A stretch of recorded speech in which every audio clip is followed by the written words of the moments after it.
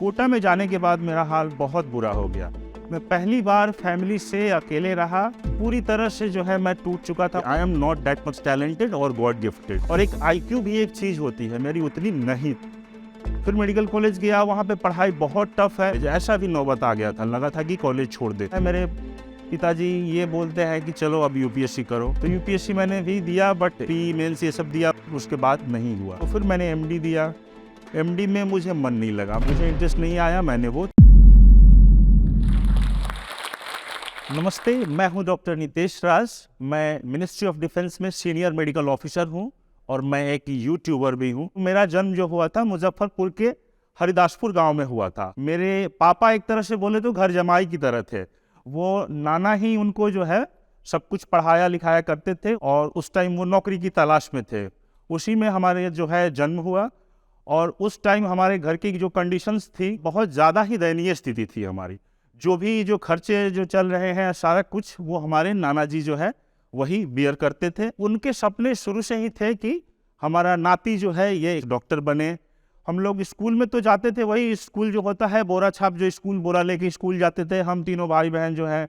तो 5-6 साल तक ऐसे ही हम लोग गांव में हमारी पढ़ाई चली। पापा इसी बीच तैयारी करते थे। तैयारी करते हुए बाद में उनकी जो है सब इंस्पेक्टर में जो है उनकी जॉब लगी। मैं देखा करता था, उनकी ट्रेनिंग होती थी पुलिस ट्रेनिंग सेंटर हजारीबाग में, तो वहाँ से आते थे तो काफ़ी मायूस जाते थे हम लोगों को देख के।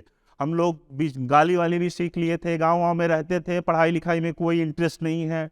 तो फाइनली उन्होंने बोला कि जहाँ जहाँ हमारी पोस्टिंग होगी इनको अब ले जाएंगे। तो हम लोगों को फिर वो अपने साथ रखने लगे। अब थाने में थाना हम लोग घूमते थे, जहाँ जहाँ उनकी जो है ट्रांसफ़र पोस्टिंग होती थी। उस थाने में हम लोग का इंटरेस्ट रहता था, कौन सा चोर आया, कौन सा जो डकैत आया, क्या पकड़ा के आया, कितना पीटा जा रहा है, यही सब हम लोग बैठ के दिन भर देखते थे। पढ़ाई वढ़ाई से कोई लेना देना नहीं था। तो इसी दरमियान जो है एग्ज़ाम होते थे, ग्रेडिंग बहुत ख़राब। तो हम कहेंगे कि एकदम बिलो एवरेज थे हम पूरी तरह से।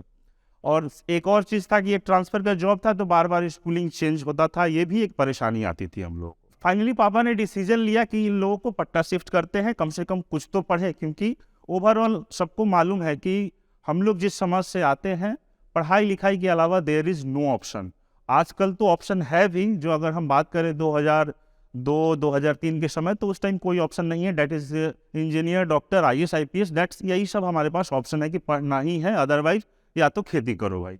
पटना आ गए, पटना में पढ़ाई होने लगी हमारी, बट हमको फाइनली वही चीज़, पढ़ाई में मन एकदम नहीं लगता था। किसी तरह से 60% नंबर लाके जो है 60% किसी तरह से फर्स्ट डिवीजन आया। बहुत लोग बोलते भी थे कि पुलिस का लड़का है, ये लोग पुलिस का लड़का है, ये सब क्या पढ़ेगा। फिर उसके बाद जो है हमने 12th दिया और 12th में भी फिर वही हाल, एनी हाउ जो है 61-62%। तो आप बोल सकते हैं कि एवरेज या बिलो एवरेज जैसा आप सोचे, लेकिन क्योंकि पढ़ाई में कोई इंटरेस्ट, बार बार मैं यही बोला, इंटरेस्ट नहीं था। और मैं उस टाइम जो है फिर मेडिकल की तैयारी भी करने लगा और मतलब जो कुछ कोचिंग सेंटर्स में आने जाने लगा। लेकिन उसी दरमियान देखा मैं कि मेरा जो मतलब जब भी नहीं होता था तो नाना मुझे हमेशा मतलब प्रोत्साहित करते थे कि देखो, एक लाइन वो बोला करते थे, इस बार हुआ, मैं बोलता था नहीं, इस बार प्री में हुआ, मेंस में नहीं, मेंस में हुआ। तो फिर जो है उसके आगे जो है रैंक बहुत पीछे है, फिर भी वो बोलते थे। उसी दरमियान उनका डेथ हो गया और उनका जब डेथ हुआ सडन जो है वो, हम लोग पटना में ही रहते थे। पहली बार मैं इतने दिनों बाद किसी मतलब क्लोज फैमिली मेम्बर्स को मैं डेथ देखा और वो मुझे झकझोर के रख दिया। उनका एक बहुत बड़ा सपना था कि जब मैं तैयारी करने लगा था MBBS की और खासकर जो है मेडिकल की, तो उस टाइम की ये कम से कम डॉक्टर बने। मैं तो गांव में था, क्वाक था, अरे और मैं सामने देखा उनकी की डेड बॉडी पड़ी हुई है और ये मुझे बार बार वो सपने में आने लगा। और मैं उसके बाद से थोड़ा डिस्टर्ब हो गया काफ़ी, क्योंकि काफ़ी ज़्यादा लाड प्यार वो मुझे करते थे। तो मैंने डिटरमाइन किया कि कुछ मुझे करना पड़ेगा। तो सब लोग फिर वही बोले कि बिहार से बेटर है कि बिहार से बाहर आप कोटा जाइए। कोटा में जाने के बाद मेरा हाल बहुत बुरा हो गया। मैं पहली बार फैमिली से अकेले रहा, मतलब पूरी तरह से जो है मैं टूट चुका था। वहाँ पे नाना की बार बार याद आती थी, अकेलापन का मतलब यहाँ पे जो भी टेस्ट सेंटर में नाम लिखाया था वहाँ जाता भी नहीं था, बीच में ब्रेक करने लगा, दिन भर घर में अकेला बैठा रहता था। मकान मालिक भी परेशान करता था। मुझे पैसे भी लिमिटेड दिए गए थे कि यही 3000 में आपको चलाना है जो चलाना है। तो मकान मालिक ही मुझे खाना खिलाते थे। मैं बोलता था कि आप जो रोटी देते हैं 4, उससे मेरी पेट नहीं भरती है। तो वो बोलते थे ठीक है, और मुझे गुस्सा किए और वो 6 रोटी कर दिए, रोटी का साइज छोटा कर दिए। तो ये सब चीज़ें देखता था और मैं पूरा फ्रस्ट्रेट हो चुका था वहाँ पे। देन आई डिसाइडेड कि कुछ ना कुछ तो हमको करना ही होगा। 3 महीने ऐसे ही बीत गया। मैं कोटा में एकदम कुछ नहीं कर रहा था कोचिंग में। उसके बाद मैं थोड़ा चेंज किया। मैं सोचा कि मेरे जो 2-3 दोस्त हैं जो अफोर्ड नहीं कर सकते हैं, मैं उनको अपने रूम पे बुलाता हूँ। उनको मैं बोला, मैंने रिस्पॉन्सिबिलिटी लिया कि देखो जो भी मैं पढ़ के आऊँगा कोचिंग से वो आप लोगों को मैं शेयर करूँगा, आप लोगों को पढ़ाऊँगा उस चीज़ को। आप क्योंकि आप लोग तो वो 30,000 नहीं दे पाओगे, तो आप मेरे साथ रहो, जो भी मैं पढ़ के आऊँगा वो आपको बताऊँगा। तो मैं कोचिंग करके आता था, पूरा इन लोगों को पढ़ाता था और लकीली वो सब आज डॉक्टर बन चुके हैं। सारे लोग जो है कोई पीएमसीएच, कोई एनएमसीएच। और मेरा उस साल जो बहुत अच्छी तैयारी रही, मैं एक रिस्पॉन्सिबिलिटी लेके काम किया और तैयारी रही कि मेरा हर जगह एग्ज़ाम में होता चला गया। एम्स में थोड़ा रैंक पीछे था, अदरवाइज़ मैं बनारस हिंदू यूनिवर्सिटी का मेडिकल कॉलेज हो या अलीगढ़ मुस्लिम यूनिवर्सिटी का हो या जो भी एग्ज़ाम देता गया, बिहार कंबाइंड या ऑल इंडिया में भी मेरा 500 रैंक था। कोलकाता मेडिकल कॉलेज में एडमिशन लिया और फिर वहाँ से हमारी एमबीबीएस की पढ़ाई शुरू हो गई। ये सब बहुत अच्छे मोमेंट्स रहे मेरे लाइफ के। अब इसके बाद आती है एक नया चैप्टर, जब हम जा रहे हैं मेडिकल कॉलेज में। I am not that much talented और गॉड गिफ्टेड, जिसका और एक आईक्यू भी एक चीज़ होती है, मेरी उतनी नहीं थी। फिर मेडिकल कॉलेज गया, वहाँ पे पढ़ाई बहुत टफ है। सब लोग बोलते हैं कि भाई वहाँ जाओ, एक बार एमबीबीएस हो गया, हमारा लाइफ सेट हो गया, मज़े ही मज़े हैं। बट ऐसा नहीं है। वहाँ जाने के बाद जो आपका पढ़ाई होगा ना, वो कम्प्लीटली डिफरेंट है। वहाँ पे और डिसिप्लिन आपको रखना होगा और ऐसे ऐसे सब्जेक्ट, एनाटॉमी और फिजियोलॉजी, ये सब जो पढ़ाई है एकदम इंटरेस्ट नहीं आएगा और आप लगेगा कि आप छोड़ दें कॉलेज। ऐसा भी नौबत आ गया था, लगा था कि कॉलेज छोड़ दे। बट दिमाग में मेरे सेट हो गया था कि I am a mediocre, below mediocre, और मुझे पढ़ना ही पड़ेगा।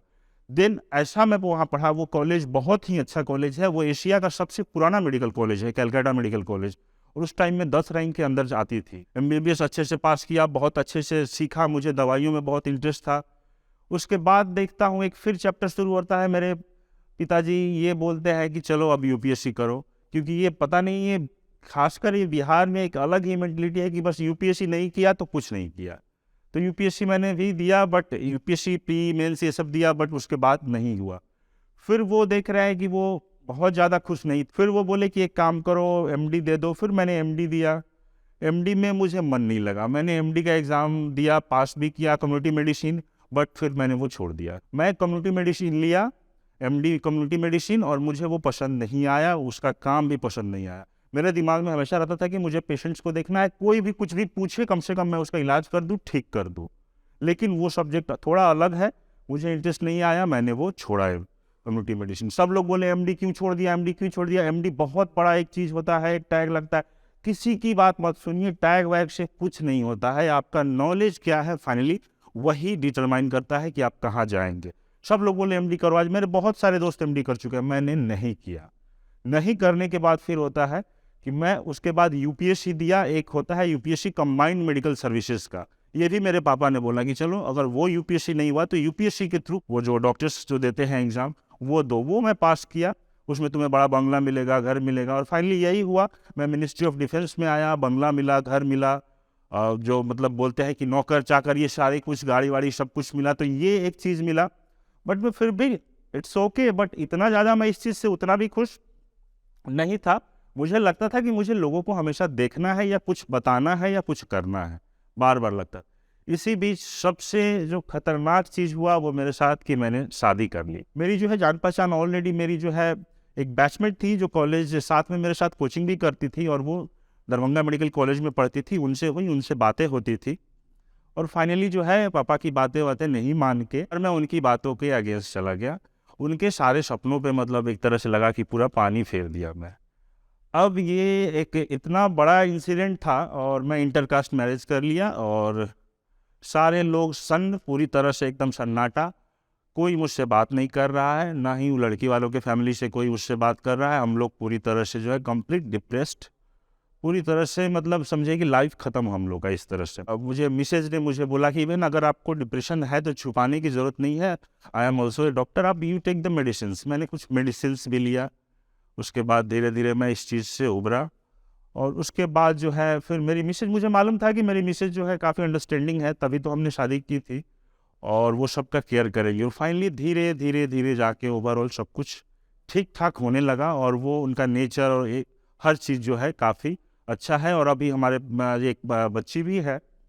तो ओवरऑल हम पूरी तरह से सेटिस्फाइड है। नेक्स्ट एक स्टेप आता है मेरे लाइफ में, सबसे जो बिग मोमेंट बोल सकते हैं उसको, कि मेरी जो वाइफ है वो भी मेरे साथ ही मिनिस्ट्री ऑफ डिफेंस में वो भी काम करने लगी थी। जब साथ में वो जब काम करती थी तो वो मुझे बहुत क्लोजली ऑब्जर्व करने लगी थी, और मैं जब भी पेशेंट से बातें करता था या ट्रीटमेंट देता था तो पेशेंट्स ओवरऑल बहुत सेटिस्फाइड होते थे। और ये बात मेरी मिसेज ने मुझे बताया जब हम लोग साथ में चेम्बर में प्रैक्टिस करते थे, तो कि आप समझाते बहुत अच्छा है, आपका बोलने का या जो भी शैली है वो लोग ठेठ भाषा में आप बोल देते हैं कोई भी चीज़, तो वो कोई भी आदमी समझ जाता है।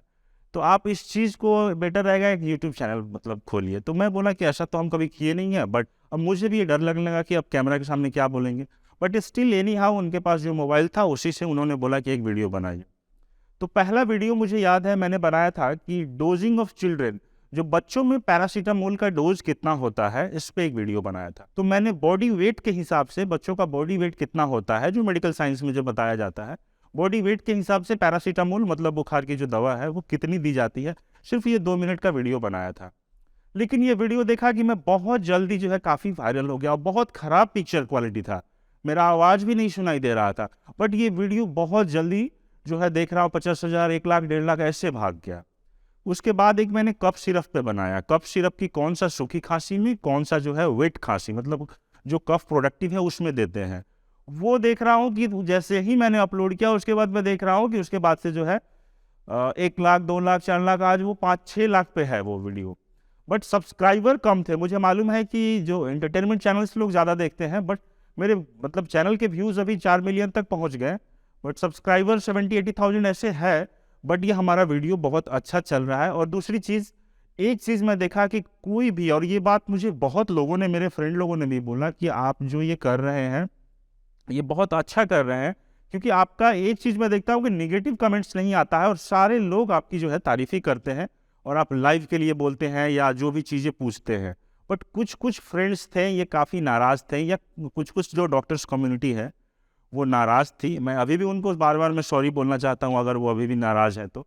उनका कहना था कि भाई इतनी चीज़ें इतनी डिटेल्ड में आप क्यों बता दिया कर रहे हैं? इस तरह से तो आप नहीं करें। मैं मेडिसिन्स नहीं बता रहा था, मैं सिर्फ़ उनको जनरल अवेयरनेस बता रहा था। स्पेशली कोविड में भी मैंने बनाया था वो वीडियो बता रहा था। तो उनका ये मतलब कहना था कि भाई आप हर चीज़ें इतने आसानी से आप दिए जा रहे हो लोगों को। बट मैंने उनको ये बोला, सब लोगों को ही कन्विंस किया कि देखिए इसमें कोई भी ट्रीटमेंट नहीं है, मैंने डिस्क्लेमर और हर चीज़ देता हूँ। मैं बार-बार रिपीट करता हूँ कि कोई भी चीज़ हो डॉक्टर से दिखा करें। तो आज ये मेरा यूट्यूब चैनल जो है बहुत अच्छा चल रहा है, मोनेटाइज़ हो चुका है, इससे अर्निंग भी आती है, और ये मुझे लगता है कि काफ़ी लोग जो है प्यार करते हैं खासकर। तो आई थिंक इसमें सारा क्रेडिट जाता है स्टार्टिंग फ्रॉम मेरे जो नाना हो गए, मेरे पिताजी तो हर समय मुझे पुल करते थे। मेरी वाइफ़ अभी भी सारा दिन हमेशा सी इज़ ऑलवेज सपोर्टिव, और आज उन्हीं के सपोर्ट से सब कुछ हुआ है। Everybody is happy. मेरी एक बच्ची है।